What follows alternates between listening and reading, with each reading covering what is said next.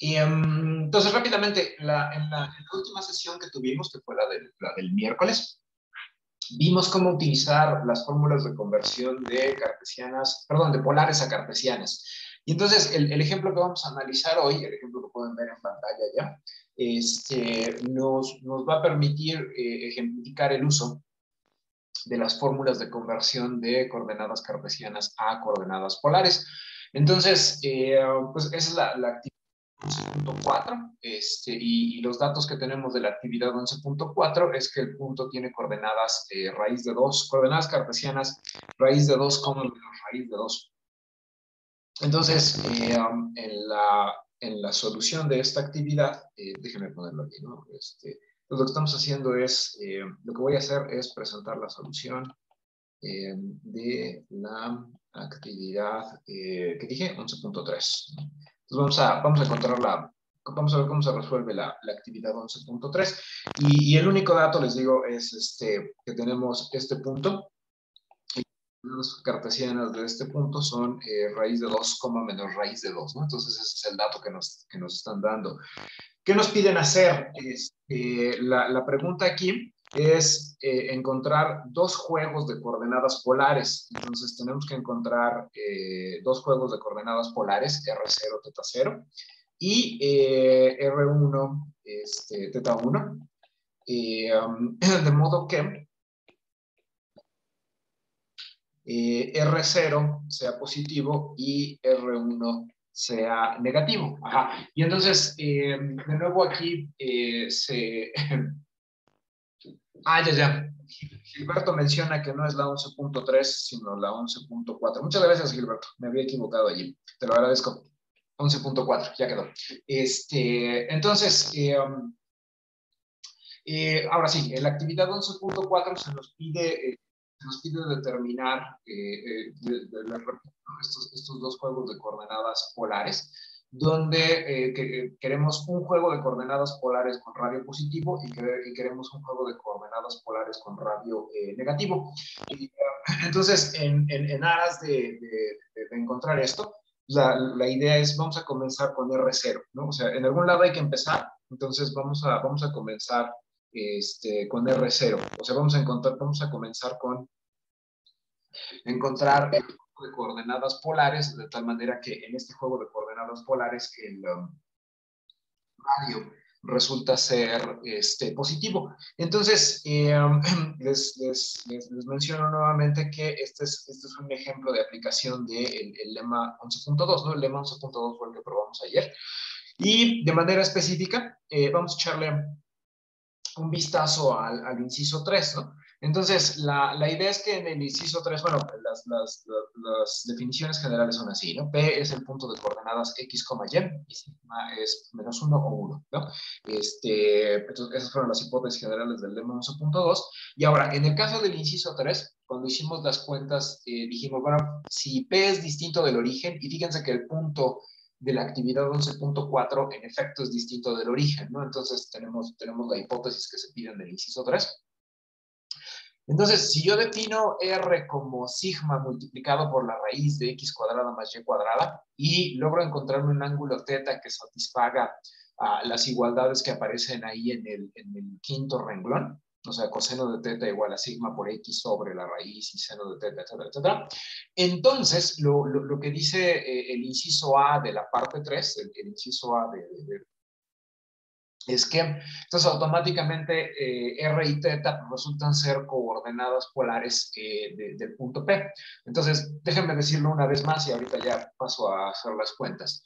Si yo tengo un punto en el plano que no es el origen, por lo tanto no es el polo, y escojo un número sigma que puede ser 1 o menos 1, ¿no? O sea, de nuevo, en las hipótesis del lema 11.2, nosotros tenemos libertad de escoger a sigma. Entonces, si escojo un sigma que puede ser 1 o que puede ser menos 1 y defino R como sigma multiplicado por la raíz cuadrada de x cuadrada más y cuadrada, y logro encontrar un ángulo teta que satisfaga las igualdades del inciso A, Entonces, la conclusión es que R y teta automáticamente son coordenadas polares del punto P, ¿sí? Entonces, ¿qué significa? Digamos, eso es en la versión abstracta. Entonces, en términos del problema que estamos intentando resolver, que es la 11.4, ¿qué significa? Bueno, pues vamos a, digamos, en aras de intentar hacerla en aras de intentar uh, un segundo, ya quedó. Ajá. Entonces, en aras de aplicar el inciso 3A del lema, la idea es, vamos a definir mentalmente al menos, ¿no? Esto sería X y esto sería Y, ¿no? Es decir, entonces conozco las coordenadas cartesianas del punto P, y las coordenadas cartesianas del punto P son raíz de 2, menos raíz de 2. Entonces, intuitivamente, X vale raíz de 2 y Y vale menos raíz de 2, ¿no? Entonces, regresando al inciso 3A, la idea es que yo puedo escoger una sigma que puede ser menos 1 o que puede ser 1. Y cuando hice la prueba del inciso A, les dije que en realidad sigma lo único que hacía era determinar qué signo de la raíz cuadrada íbamos a tomar. Entonces, como estoy interesado en esta parte, como estoy interesado en hallar R sub 0, y la restricción con R sub 0 es que R sub 0 debe de ser positivo, entonces voy a tomar sigma igual a 1, porque quiero tener un radio positivo, y sigma me dice quién es. O sea, si revisan el enunciado del lema 11.2, verán que sigma lo que hace es determinar cuál es el signo del radio. Como R sub 0 debe de ser un radio positivo, entonces tomo sigma igual a 1. Y ya con esto a la mano, el lema 11.2 me dice, bueno, si ya escogiste tu sigma y defines R como la raíz cuadrada de X cuadrada más Y cuadrada, o sea, X cuadrada más Y cuadrada, si defines R como sigma multiplicado por la raíz de X cuadrada más Y cuadrada, y luego encuentras un ángulo que satisface ciertas propiedades, entonces ya tienes coordenadas polares para tu punto, ¿no? Entonces, en el ejemplo que estamos resolviendo, aquí sería raíz de 2 al cuadrado, y Y vale menos raíz de 2, entonces quedaría menos raíz de 2 al cuadrado, entonces tendré que calcular esta raíz cuadrada. Si hacen las operaciones, verán que las raíces cuadradas desaparecen, y entonces bajo el símbolo del radical, nada más queda 4, ¿no? Y la raíz cuadrada de 4 es 2. Entonces, estoy pensando en que R sub 0 es 2, ¿no? Porque tomé sigma igual a 1. O sea, en efecto, al tomar sigma igual a 1, lo que obtengo es radio positivo, y el R sub 0, por las restricciones del problema, tiene que ser positivo. Entonces, ¿qué fue lo que hice? Déjenme comparar esto con el texto, ¿no? Lo que hice fue, ahí en el segundo renglón de pantalla, R se define como sigma multiplicado por la raíz cuadrada de X cuadrada más Y cuadrada. Y sigma lo que hace es determinar el signo del radio. Como en la primera parte del problema quiero radio positivo, tomo sigma igual a 1. Y entonces queda eso, ¿no? Queda raíz de X cuadrada más Y cuadrada. Y eso ya me dice quién es el radio. Lo que me hace falta ahora es encontrar el ángulo. Pero el inciso A dice que el ángulo que estoy buscando debe de satisfacer que el coseno de dicho ángulo debe de ser igual a sigma, y recuerden que la sigma con la que estamos trabajando en este ejemplo es 1. Entonces debe de ser X sobre la raíz de X cuadrada más Y cuadrada, y el seno del ángulo que estoy buscando debe de ser Y sobre la raíz de X cuadrada más Y cuadrada. Entonces déjenme copiar esas fórmulas, bueno, no copiarlas, sino desarrollarlas acá. Entonces, ¿qué es lo que tendríamos, no? O sea, por el inciso A estoy buscando, o sea, ahora la pregunta es, ¿quién es el ángulo teta? ¿Quién es el argumento que debo de utilizar para las coordenadas polares que estoy, ¿quién es mi ángulo, ¿no? Entonces, lo que dice el inciso A es que necesito un ángulo que satisfaga dos igualdades. Y la primera de esas igualdades es que el coseno de teta tiene que ser igual a sigma por x, pero como sigma vale 1 y x vale raíz de 2, entonces el numerador se vuelve nada más raíz de 2, ¿no? Sigma multiplicado por x, que es el numerador, pueden verlo en su libro. Sigma multiplicado por x queda raíz de 2 nada más, sobre la raíz de x cuadrada más y cuadrada, pero ese cálculo ya lo hicimos, ¿no? O sea, fíjense, en los renglones anteriores vimos que la raíz de x cuadrada más y cuadrada es 2, y entonces lo que tiene que pasar es que el coseno de teta valga 2, ¿no? Perdón, es que lo que tiene que pasar es que el coseno de teta debe de ser raíz de 2 dividida entre 2, y esto se puede simplificar, ¿no? Utilizando operaciones con radicales, y entonces el coseno de teta es 1 sobre raíz de 2. Pero, de nuevo, échenle un vistazo al inciso A y verán que no solo el coseno de teta debe de ser sigma por x sobre la raíz, sino que además el seno de teta también debe de ser igual a sigma por y sobre la raíz. Entonces, no basta con que teta satisfaga esta igualdad, sino también debo tener que el seno de teta sea igual a y, pero fíjense que y vale menos raíz de 2 y sigma vale 1, entonces el numerador es menos raíz de 2 dividido entre la raíz de x cuadrada más y cuadrada, pero esa cuenta nuevamente ya la hicimos, eso da 2. Simplificando fracciones y quitando radicales, esto se convierte en menos 1 sobre raíz de 2. Y entonces lo que está sucediendo acá es que debo de encontrar un ángulo teta. Estoy buscando un ángulo teta con la propiedad de que su coseno valga 1 sobre raíz de 2 y con la propiedad de que su seno valga menos 1 sobre raíz de 2. Y tal y como les conté ayer en el ejemplo que resolvimos, ¿no? de pasar de coordenadas polares a coordenadas cartesianas, para fines del examen, bueno, para fines de este curso, les vamos a pedir que utilicen la tabla de la página 27, esta tabla que les estoy mostrando, ¿no? Entonces, ¿cómo funciona esta tabla? Bueno, ayer ya vimos cómo funciona, pero ahora quiero explicar cómo funciona en términos de encontrar el ángulo que estamos buscando. Recuerden, estamos en la segunda parte del problema, ya sabemos cuánto vale el radio vale 2, y estamos ahora intentando determinar cuánto vale el argumento, cuánto vale el ángulo. Para determinar cuánto vale el ángulo, tenemos este par de igualdades, o sea, que el coseno del ángulo que estamos buscando es 1 sobre raíz de 2 y que el seno del ángulo que estamos buscando es menos 1 sobre raíz de 2. ¿Eso qué significa? Significa que estoy buscando un ángulo de tal manera que su seno sea menos 1 sobre raíz de 2 y que su coseno sea 1 sobre raíz de 2. Ahora, en la tabla, lo que tengo que hacer es irme algo así como renglón por renglón e intentar producir e intentar ver si en alguna de las columnas ocurre que la primera columna es menos 1 sobre raíz de 2, porque la primera columna es el seno, y la segunda columna, que es el coseno, debería de ser 1 sobre raíz de 2. Entonces, si revisan la tabla con detenimiento, verán que justamente en 315 grados, ocurre que la primera columna es menos 1 sobre raíz de 2. O sea, 315 grados es un ángulo cuyo seno es menos 1 sobre raíz de 2 y su coseno es 1 sobre raíz de 2. Entonces, en el renglón de 315 grados, en efecto, seno y coseno son como los necesito.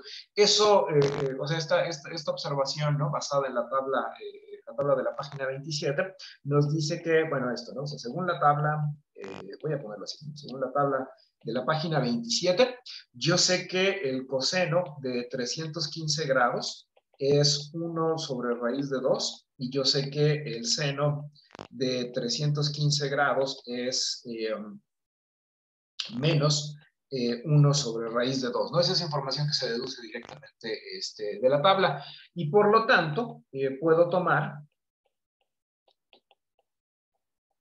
teta igual a, bueno, teta en grados igual a 315 grados. Y entonces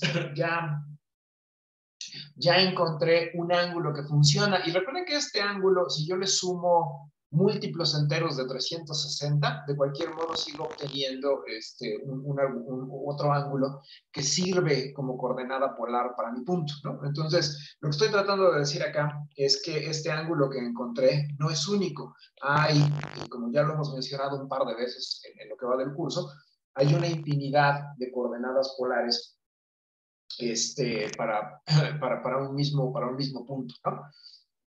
Pero en estas circunstancias ya sé que el punto P del que estamos hablando, recuerden que comenzamos diciendo, bueno, el punto P es raíz de 2, menos raíz de 2. Ese es el punto en coordenadas cartesianas. ¿Cómo se ven coordenadas polares? Lo primero que hicimos fue encontrar el radio y tenemos la restricción para R sub 0 de que el radio debe de ser 2, de que el radio debe de ser positivo, ¿no? R sub 0 debe ser positivo. Entonces, tomamos sigma igual a 1 y eso lo que nos devuelve es que el radio debe de ser 2. Entonces, este punto tiene coordenadas polares 2, y el ángulo que encontramos utilizando la tabla es precisamente 315 grados, ¿no? Y entonces, nada más déjenme convencerlos hacer una ilustración de esto que acabamos de hacer, ¿no? O sea, ¿cómo se ve esto en términos de diagramas, ¿no? De la gráfica. Pues para empezar, el punto es raíz de 2, menos raíz de 2, ¿no? Entonces, estamos hablando de un punto que se encuentra aquí, en el cuarto cuadrante, porque su primera coordenada es raíz de 2 y su segunda coordenada es menos raíz de 2. Entonces, el punto azul es el punto del que estamos hablando, ¿no? Y resulta que este punto, o sea, según las fórmulas del lema 11.2, la distancia entre este punto y el origen, recuerden que el origen y el polo son exactamente el mismo punto para las fórmulas de conversión. Entonces, la distancia es 2 unidades. Eso quiere decir que la longitud de este segmento son 2 unidades. Y por otro lado, utilizando la tabla, descubrimos que podemos utilizar un argumento de 315 grados como segunda coordenada, ¿no? Podemos utilizar 315 grados como segunda coordenada, y esto se dedujo pues, simplemente de las fórmulas que aparecen en el lema 11.2, ¿no? Entonces, la cosa que quiero resaltar acá es que el lema 11.2 les permite calcular coordenadas polares a partir de coordenadas cartesianas, incluso sin realizar un solo diagrama. Fíjense que el dibujo que tengo en la parte de abajo nunca fue utilizado en el proceso de determinar las coordenadas polares de nuestro punto, ¿no? Entonces, este es, como el curso se llama geometría analítica, ¿no? El tipo de razonamiento que les vamos a pedir en el examen es un razonamiento analítico. ¿Y qué quiero decir con razonamiento analítico? Pues que se utilizan las fórmulas del curso, como lo hice en esto que les estoy mostrando en pantalla, es decir, utilizando exclusivamente las fórmulas del curso y la tabla de valores trigonométricos, determinar coordenadas polares, ¿no? Entonces, este es el procedimiento analítico que se corrobora con el aspecto geométrico, ¿no?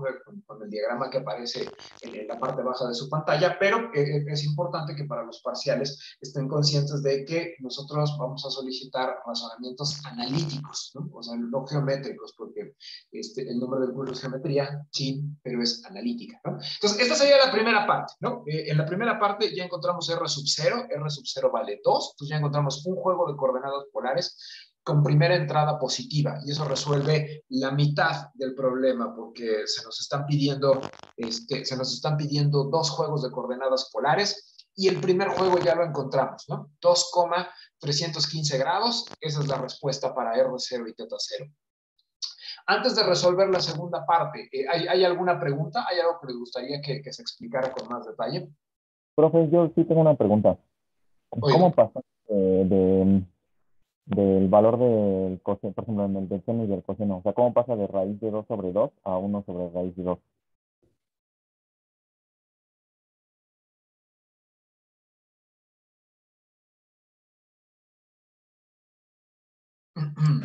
vamos a pintarlo de otro color, ¿no? O sea, esto que está acá sería raíz de 2 sobre 2. Y según yo, si aquí pongo raíz de 2 al cuadrado, esto es cierto. ¿Sí, sí estás de acuerdo? Sí, ¿Hola? Sí, ¿así estás de acuerdo en que eso es cierto? Y esto sería raíz de 2 sobre raíz de 2 por raíz de 2, porque elevar al cuadrado es multiplicar por sí mismo, ¿no? ¿De acuerdo? sí. Hola. Sí, muy bien. ¿Y ahora Ah, qué ya, crees? ya. ¿Y Cancelar, ahora qué? ¿no? Ya, ¿no? Sí. Entonces, pues eso, no sé, si respondí tu pregunta, hiciste un, ya, pero de cualquier modo me siento obligado a preguntar si respondí tu pregunta. No, sí, profe, ya quedó bastante claro. Gracias. Muy bien, gracias. Y en efecto, tal y como dice Luis Enrique en el chat, lo que hay que hacer es racionalizar, ¿no? A este proceso se le llama racionalizar, ¿no? Y bueno, eso.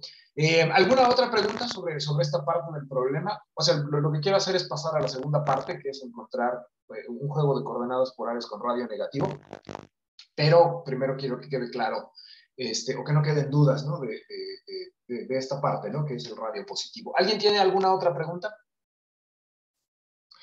La segunda parte, como ya lo anuncié varias veces, es encontrar el R1, ¿no? Y el R1, como ya lo dijimos al principio del problema, lo que se le pide es que tenga radio negativo.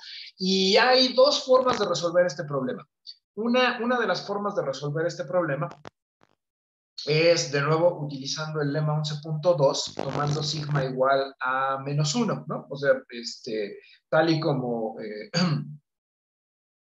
Tal y como lo hice acá, el lema 11.2 nos permite tomar sigma igual a 1 o sigma igual a -1. Cualquiera de los dos hace que todo el lema funcione.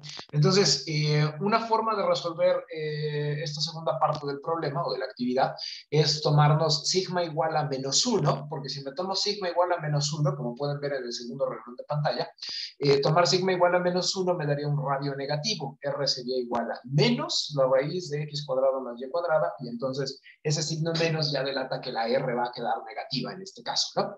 Entonces, esa es una posibilidad, o sea, para responder a la segunda parte del problema, para encontrar la R1, puedo tomarme sigma igual a -1, el lema 11.2, y hacer cuentas similares a las que les presenté para la primera parte de la actividad. Pero hay una forma mucho más simple de hacerlo, muy, muy sencilla, en vista de que ya tenemos coordenadas, aquí está, del resultado previo, sabemos que P tiene coordenadas polares 2,315 grados, ¿no? Y hace tiempo vimos que en general, o sea, no hace tiempo, esta misma semana vimos, ¿no? Que en general, si un punto tiene coordenadas polares R, teta, entonces, para cualquier número entero que yo me tome, aquí nada más estoy reescribiendo una fórmula que ya vimos, el punto cuyas coordenadas polares son -r, coma, teta más 2 veces k más 1, multiplicado por pi, esas también son coordenadas polares para el punto que necesito, ¿no? Bueno, más bien para el punto que tengo. Entonces, en general, si el punto P tiene coordenadas polares R, teta, entonces no importa qué número entero se tomen, las coordenadas polares el punto cuyas coordenadas polares son -r, teta más, etcétera, eso representa el mismo punto P, ¿sí? Y de nuevo, esta es una observación que ya hicimos. Entonces, ¿eso qué quiere decir? Bueno, ya conozco un juego de coordenadas polares para P con radio positivo. Entonces, si yo quiero cambiar de signo, lo único que tengo que hacer es sumarle un múltiplo de pi de la forma 2k más 1. Entonces, lo único que tengo que hacer es escoger un entero. Por ejemplo, y yo tengo libertad de... Gilberto pregunta en el chat si tomamos un K cualquiera, y la respuesta es sí. O sea, uno puede tomar cualquier entero K, cualquier valor de K funciona. Entonces, yo hice las cuentas y decidí tomar, de nuevo, la observación de Gilberto, bueno, la pregunta de Gilberto tiene respuesta afirmativa. Cualquier entero K les va a servir, porque recuerden que no hay un único juego de coordenadas polares. Si nosotros les pedimos encontrar coordenadas polares en el examen, cada uno de ustedes podría tener una respuesta diferente. y todas ellas podrían ser válidas en el sentido de que cada uno de ustedes pudo haber escogido una K diferente. De repente algún exhibicionista decide escoger K igual a 900 o K igual a menos 900, y de cualquier modo obtendría un ángulo enorme, pero de cualquier modo estaría obteniendo una respuesta correcta, porque en coordenadas polares no hay unicidad, ¿no? Entonces yo tomé, y esta fue libre albedrío, yo tomé K igual a menos 1 con la idea en mente de que el ángulo que me quedara en la segunda coordenada fuese un ángulo positivo, pero no hay ninguna razón para que el ángulo quede positivo. Fíjense que las restricciones del problema únicamente piden condiciones sobre los radios. Para nada los ángulos deben de ser positivos. De hecho, ambos ángulos pudieron haber quedado negativos y la respuesta sería satisfactoria, ¿no? Entonces yo tomé K igual a menos 1 nada más porque quise que el ángulo quedara, que el ángulo quedara positivo, pero no hay ninguna razón en vista de las restricciones del problema para que así sea. Es simplemente un capricho, ¿no? Entonces yo tomé K igual a menos 1 y tomando K igual a menos 1, por el resultado general que les mencioné, como las coordenadas polares, como ya sabemos que 2,315 grados son coordenadas polares del punto P, entonces el punto P tiene coordenadas menos 2, 315 grados, porque ese sería el ángulo, y luego lo que tengo que hacer es sumar el múltiplo 2K más 1 de pi, ¿no? En este caso pi es 180 grados, y entonces aquí estaría sumando 2 por menos 1, más 1, y luego esto multiplicado por 180 grados. Fíjense que cambié todo esto a grados, ¿no? O sea, la idea es que originalmente nuestros ángulos se miden en radianes, pero como les comenté la vez pasada, a veces para simplificar las cosas conviene utilizar grados, ¿no? Tanto aquí como en la lista de ejercicios como en el examen, ¿no? Bueno, entonces, haciendo estas cuentas, yo lo que obtuve es que la primera entrada es menos 2 y la segunda entrada queda 135 grados, y es lo que les decía. La razón por la que yo escogí K igual a menos 1 es porque yo quería que 135, que la segunda coordenada fuese positiva, ¿no? Pero en vista del enunciado del problema, no había ninguna razón para que así fuese. O sea, podría haber tomado K igual a, K igual a 0, simplemente sumar pi, ¿no? Y entonces me habría quedado un ángulo que rebasa los 360 grados, ¿no? O sea, habría quedado 315 más 180, habría quedado un ángulo que rebasa los 360, pero yo quise que quedara positivo y menor a 360 grados, ¿no? Esa fue la razón por la que tomé K igual a menos 1. Y de nuevo, ¿no? Si fuese una pregunta de examen, entonces la respuesta que yo tengo, menos 2,135 grados, sería una respuesta válida, ¿no? Porque en efecto, su primera entrada, el radio es negativo, y el ángulo, como no hay restricciones, puede ser 135 o podría ser 315 menos 180, etcétera, etcétera, ¿no? Entonces, y ya, ¿no? Con esto se resuelve la actividad. Entonces, antes de pasar al siguiente tema, porque estos ya son todos los ejemplos que veremos aquí en clase de conversiones, en la ayudantía, y en la ayudantía y en el trabajo con el segundo ayudante. Recuerden que el segundo ayudante también da asesorías en un día que no es necesariamente de clase, ¿no? Entonces, con los dos ayudantes van a tener más oportunidades de ver este asunto de convertir de cartesianas a polares y de polares a cartesianas. Pero por lo mientras, ¿alguna duda sobre la actividad, sobre la resolución? Muy No, bien, pues, gracias. No, ninguna. Muy bien, muchas gracias. Entonces, ahora vamos a hablar de ecuaciones, ¿no? Entonces, una de las cosas que estuvimos haciendo acá, bueno, lo que acabamos de hacer es, déjenme regresar a esto, ¿no?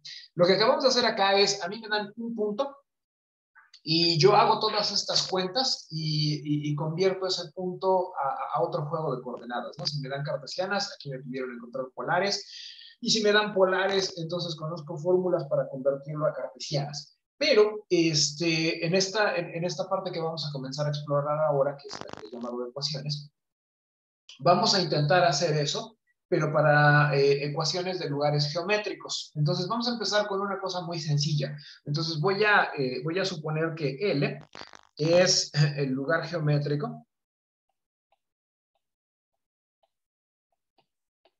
cuya ecuación cartesiana y aquí anoto la ecuación cartesiana, es y igual a x más 3, ¿no? Entonces, en otras palabras, todo este texto es una manera elaborada de decir, bueno, L es la línea recta que tiene pendiente 1 y que tiene abscisa, perdón, que tiene ordenada al origen 3, ¿no? Entonces, L sería, L sería el punto 0,3, ¿no? Entonces, L es la línea recta, en vista de la ecuación cartesiana que tenemos anotada allí, L es la línea recta que tiene pendiente 1 y que tiene ordenada al origen 3, ¿no? Entonces, es el dibujo que está allí. Y lo que quiero hacer es utilizar, o sea, lo que quiero intentar explicar en esta parte es cómo se utilizan las fórmulas de conversión para obtener ecuaciones ya no cartesianas, ¿no? O sea, las ecuaciones cartesianas son las que ustedes estudiaron abundantemente en analítica 1 y seguramente también en sus cursos de cálculo. Todas las funciones son esencialmente ecuaciones cartesianas de curvas en el plano, ¿no?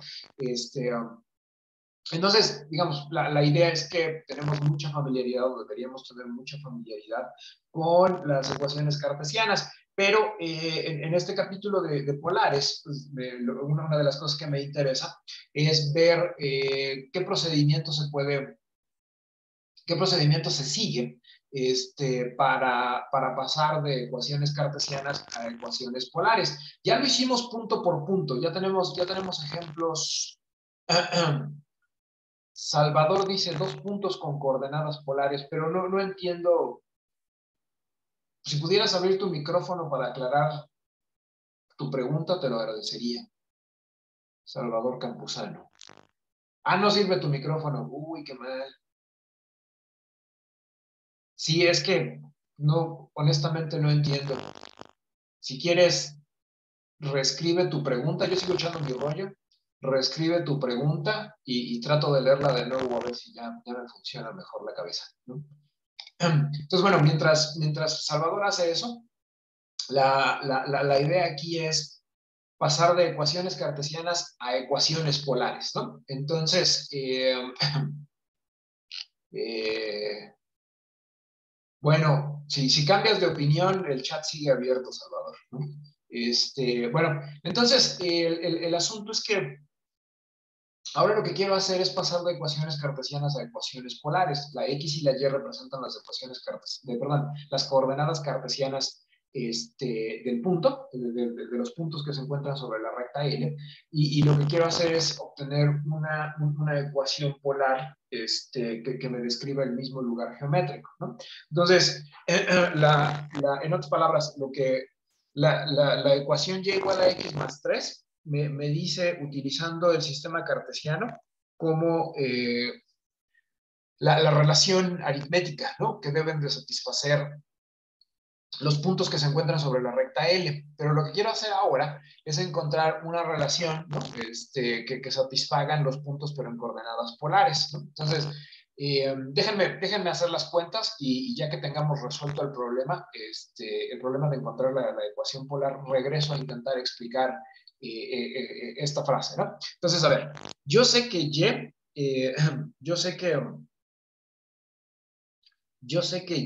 debe de ser igual a X más 3, ¿no? Esa es la ecuación cartesiana con la que estamos trabajando. Pero vimos que si hacemos la identificación del sistema polar con el sistema cartesiano, sabemos que X es igual a R por el coseno de teta, y sabemos que Y es igual a R por el seno de teta. Entonces, con estas tres igualdades, una de las cosas que puedo hacer inmediatamente es sustituir los valores de X y de Y que tengo en los dos últimos renglones en la ecuación cartesiana y ver qué queda. Entonces, Y se vuelve R por el seno de teta, y esto sería igual a X, pero X es R por el coseno de teta, y luego sumado con 3. Y entonces, la idea aquí, o sea, parte de lo que quiero resaltar acá, es que en la ecuación de arriba, Y igual a X más 3, estoy hablando de coordenadas cartesianas. pero en la ecuación que aparece en el último renglón, o en la igualdad que aparece en el último renglón, ya todo ha sido transformado a coordenadas polares. Entonces, la idea aquí es que los puntos cuyas coordenadas cartesianas satisfacen y igual a x más 3 son exactamente los mismos puntos cuyas coordenadas polares satisfacen la ecuación que está aquí abajo, ¿no? Entonces, en otras palabras, la igualdad que aparece en la parte baja de la pantalla describe a la misma línea recta L, pero la descripción es en términos de coordenadas polares. O sea, originalmente nos daban la descripción, nos dieron la fórmula, la ecuación de la recta L en términos cartesianos. Pero en la parte de abajo está esa misma descripción ahora en términos de polares. Y la última igualdad se puede todavía manipular, ¿no? Para que quede de la siguiente forma. Entonces, por ejemplo, me tomo R coseno de teta y lo paso al extremo contrario, ¿no? Entonces va a pasar restando y luego puedo factorizar la R y entonces la igualdad de arriba se convierte en R multiplicado por el seno de teta menos el coseno de teta y luego igual a 3, ¿no? O sea, es simplemente álgebra muy, muy, muy elemental, ¿no? Y quedaría escrito de esta manera. Y entonces, como ya lo anuncié, esta es una ecuación polar, porque estamos hablando de R y teta, estamos hablando de las coordenadas polares de los puntos. Entonces, esta es una ecuación polar para la recta L. O sea, ustedes en cursos previos aprendieron que y igual a x más 3 es una ecuación cartesiana para la recta L. Lo que acabamos de descubrir en este pizarrón es que esa misma ecuación cartesiana puede ser reemplazada por una ecuación polar, como les comentaba al principio. Lo que quiero, el propósito de esta parte es movernos de coordenadas, de ecuaciones cartesianas a ecuaciones polares, ¿no? Entonces, todos los puntos déjenme escribirlo mejor. Entonces, la idea es que, en resumen, ¿no? En resumen va a pasar esto que el punto de coordenadas R, teta está sobre la línea recta. Sí y únicamente sí. R multiplicado por el seno de teta menos el coseno de teta da como resultado 3. Entonces, no importa, si ustedes, o sea, lo que estoy tratando de decir es que si ustedes se toman cualquier punto sobre la línea recta y se fijan en las coordenadas polares de ese punto, entonces, sean quien sean R y teta, van a satisfacer la ecuación que aparece en el último renglón de pantalla. Y al revés, si ustedes se toman un punto y resulta que cuando toman las coordenadas polares de este punto y las sustituyen en la ecuación de hasta abajo del pizarrón y la igualdad es cierta, entonces ese punto de hecho termina siendo un punto sobre la línea recta. Entonces a eso obedece el sí, solo sí, ¿no? La idea es que, en resumen, lo que acabamos de hacer nos muestra que si un punto tiene coordenadas polares R, teta, entonces ese punto está sobre la línea recta, sí y únicamente sí, R multiplicado por el seno de teta menos coseno de teta es igual a 3, ¿no? Y a eso es a lo que nos referimos, como ustedes sabrán de sus cursos previos, eso es a lo que nos referimos con que una ecuación describa un lugar geométrico. La idea es que la ecuación nos debe de servir como procedimiento para determinar si un punto está o no está sobre la figura de la que estamos hablando. En este caso, la figura es una línea recta, ¿no? Pero bueno, creo que ya dije lo mismo de muchas maneras. Entonces, en resumen, ya tenemos esta ecuación polar, ¿no? Ahora, fíjense que en la ecuación cartesiana original, haciendo una observación que va a ser relevante en unos momentos, esta y igual a x más 3, de hecho, podría pensarse como una función f de x igual a x más 3, ¿no? Y si ustedes piensan en esta función, f de x igual a x más 3, y la piensan como en sus cursos de cálculo, pues descubrirán que la gráfica de la función f de x igual a x más 3 es la línea recta, ¿no? O sea, la línea recta de la que estamos hablando. Aquí puedo pensar que esta f es una función que va de los reales en los reales, y entonces f vista como una función de los reales en los reales, corresponde, su gráfica, al lugar geométrico L, es decir, a la línea recta que está pintada de rojo, ¿no? En el costado izquierdo de su pizarra, de su pantalla. Y entonces, esta observación, o sea, el hecho de que pueda pensar a esta ecuación cartesiana como la gráfica de una función y que de hecho conozca la regla de correspondencia de la función, me hace, digamos, debería de motivarnos o al menos despertar la curiosidad sobre si se podría hacer algo similar en coordenadas polares, ¿no? Es decir, podría yo encontrarme una función f, ¿no? De tal manera que si yo hago r igual a f de teta, entonces, la gráfica, ya no en coordenadas cartesianas, ¿no? Porque aquí arriba estamos hablando de coordenadas cartesianas, pero aquí abajo estaríamos hablando de coordenadas polares. Entonces, la pregunta es si existe, o sea, puedo encontrarme una f de tal manera que si hago r igual a f de teta, entonces la gráfica de la función f, pero no la gráfica en coordenadas cartesianas, sino la gráfica en polares, como veremos en unos momentos, si puedo encontrar esta función f de tal manera que, en efecto, si yo le doy el ángulo a la función, lo que me devuelve la función es el radio correspondiente. Y entonces, de esa manera, podría pensar bueno, en tablitas como las que ustedes vieron en la prepa, ¿no? Si yo le doy, si yo me fijo en un ángulo y calculo f de ese ángulo, entonces ya sé quién es el radio correspondiente, y sabiendo quién es el radio correspondiente, pues ya puedo empezar a graficar esos puntos en mi sistema polar y entonces encontrar quién sería la gráfica.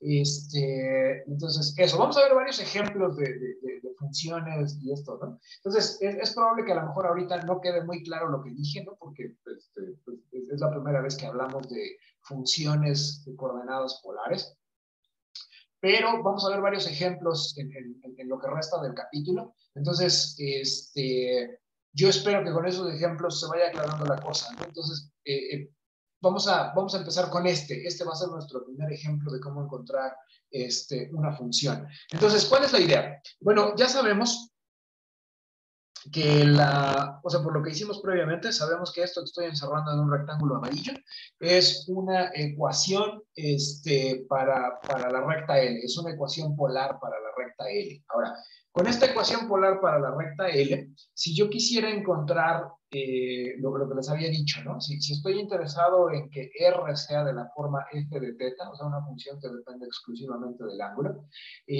suena razonable despejar, ¿no? O sea, tengo R y entonces podría intentar decir, bueno, R debe de ser igual a seno de teta menos coseno de teta, está multiplicando, y entonces pasa al extremo contrario dividiendo, y naturalmente el numerador es 3. Entonces, suena a que si tengo la ecuación del rectángulo amarillo, de allí puedo despejar a R, ¿no?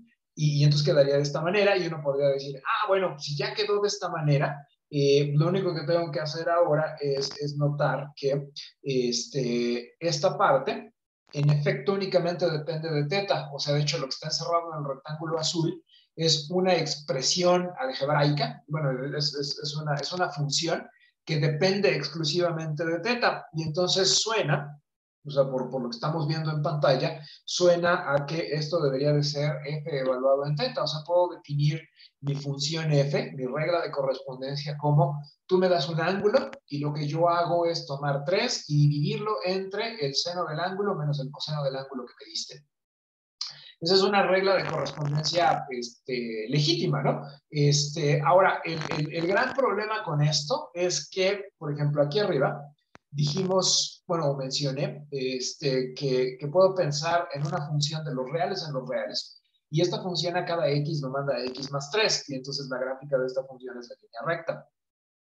Eso quiere decir que estoy interesado en quién sería el dominio de la función en cuestión, ¿no?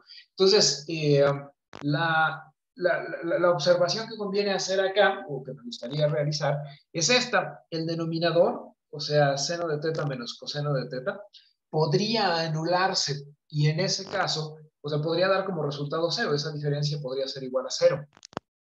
Y si esa diferencia da como resultado 0, entonces la división queda indefinida. Y si la división queda indefinida, pues entonces f evaluado en ciertos ángulos carecería de sentido.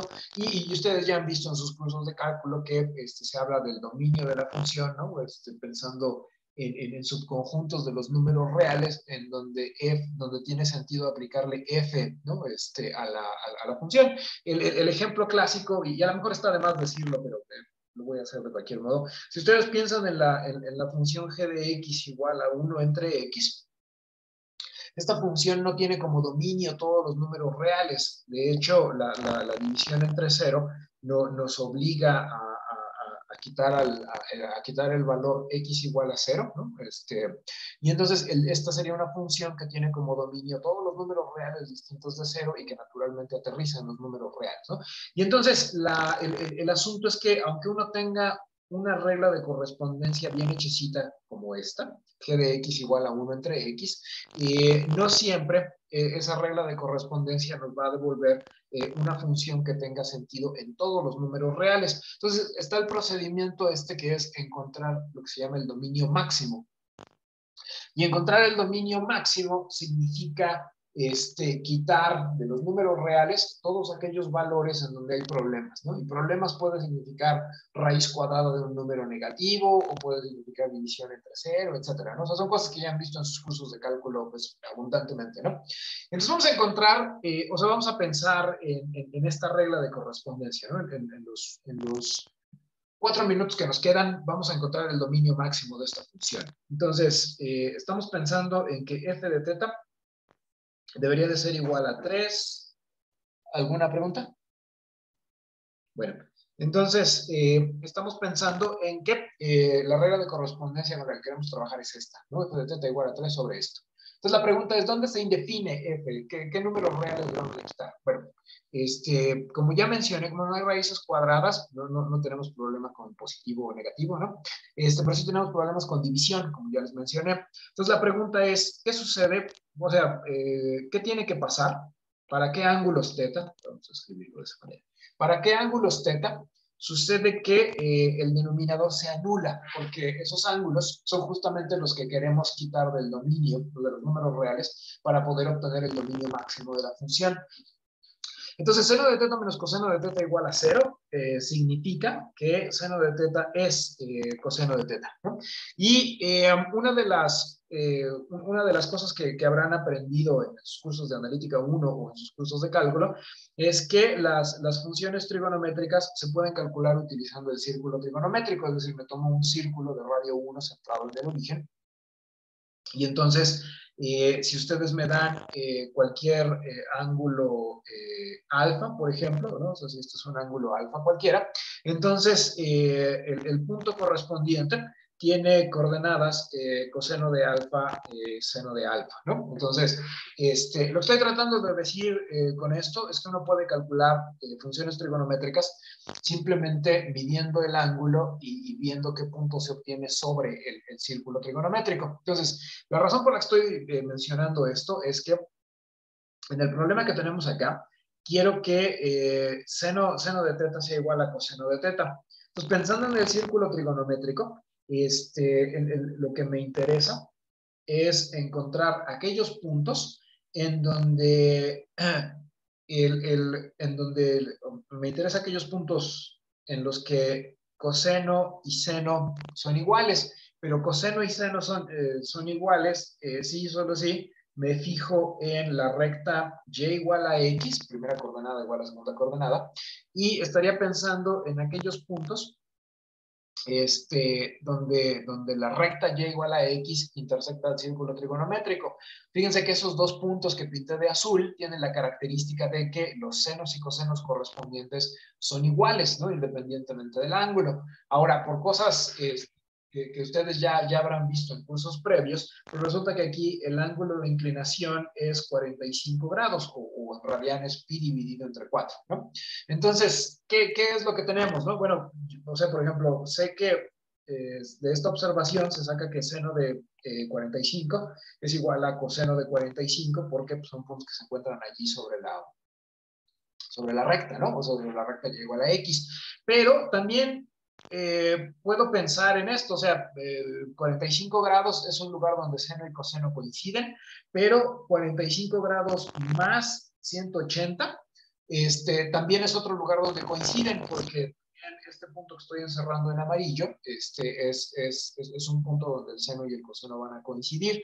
Entonces, lo que estoy tratando de decir es que este diagrama debería de ser suficiente para convencernos de que seno de este ángulo es igual a coseno de este ángulo, sí, solo sí, puedo encontrarme un número entero, porque no solo puedo sumar pi, sino realmente puedo restar pi y me daría un ángulo similar, ¿no? O sea, bueno, me daría un ángulo similar. Entonces, estos dos son iguales, seno de teta es igual a coseno de teta, sí, solo sí. Teta es un ángulo de la forma 45 grados más algún múltiplo entero de 180. Y en el diagrama de la izquierda tengo ilustrado K igual a 1, ¿no? O sea, cuando K vale 1, estoy pensando en 45 grados más 180 y eso me da el punto que está encerrado en amarillo, ¿no? Pero si tomo 45 grados y le resto 180, pues vuelvo a poner el punto en amarillo y así, ¿no? Y cuando K vale 0, de hecho tengo 45 grados, etcétera, etcétera, ¿no? Entonces, con este último texto que acabo de escribir, ¿alguno de ustedes tiene alguna pregunta? ¿Hay alguna duda? ¿Sí, sí nos queda claro que eso es cierto? Muy bien, entonces ya me pasé un minuto, entonces ya no me va a dar tiempo de llegar a la parte que quiero decirles, ¿no? Que es quién es el dominio máximo. Entonces, vamos, como ya nos convencimos de esta parte, lo que voy a hacer el lunes es comenzar con esta cosa que ya habíamos descubierto. Hago un resumen breve de lo que hicimos en estos minutos. Y comenzando allí, ya les platico cómo se encuentra el dominio máximo de la función y continuamos hablando de esta idea de graficar funciones graficar funciones en coordenadas polares, ¿no? Entonces, a menos que tengan alguna pregunta, esto ya sería la clase de hoy. ¿Alguna duda? Muy bien. Pues muy buen fin de semana. Cuídense mucho y nos estamos viendo el lunes. Muchas gracias, maestro. Bonito fin, maestro. Hasta luego, profe. Hasta luego. Gracias. Gracias. Hasta luego. Gracias, nos vemos. Nos vemos, cuídense.